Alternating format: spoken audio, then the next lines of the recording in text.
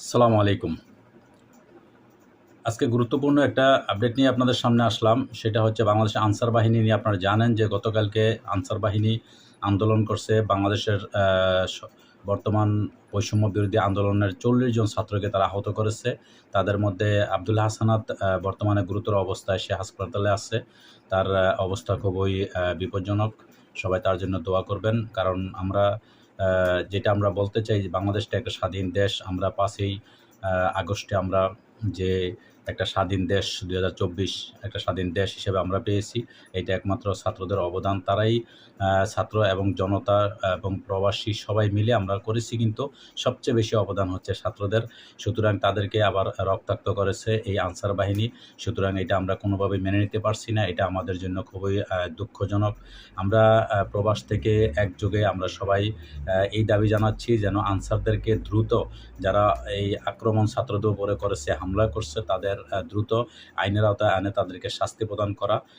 এটা আমাদের বর্তমানে যে অন্তর্বর্তীকালীন সরকারের প্রধান ডক্টর ইউনূসকে এটা আমরা দাবি জানাচ্ছি। আর দ্বিতীয় হচ্ছে যে বর্তমানে আনসার বাহিনী আমাদের দরকার নাই। আমাদের পুলিশ আছে, সেনাবাহিনী আছে, আমাদের র্যাব বাহিনী আছে। সুতরাং আমাদের আনসার বাহিনীর কোনো প্রয়োজন নেই। আনসার বাহিনী বিলুপ্ত করা হোক। আর যদি পরবর্তীতে যদি সরকার মনে করে যে আনসার বাহিনী করলে ভালো হবে বা আরও প্রশাসনের মধ্যে আরও শক্তিশালী হবে, তাহলে ছাত্রদের মধ্যে যারা আছে তাদের থেকে বাছাই করে কিছু আনসার বাহিনী নিয়োগ দেওয়া হবে। কিন্তু বর্তমান যে আনসার বাহিনী আছে এটা সম্পূর্ণ আমরা বিলুপ্তের দাবি জানাচ্ছি। এটা যেন সম্পূর্ণ বাতিল করা হয়, বিলুপ্ত করা হয়। কারণ এই আনসার বাহিনীর মধ্যে এমন কিছু আমাদের কাছে তথ্য আসছে, এদের মধ্যে অনেক দুষ্কৃত, অনেক সমস্যা রয়ে গেছে। আনসার বাহিনী এগুলো যদি আপনারা রাখেন বা এখান থেকে আবার কিছু আপনারা ছাঁটাই করেন, কিছু রাখেন, তাহলে ওইটা কিন্তু সমস্যা থাইকেই যাব। সুতরাং আমরা ওইটা চাই না।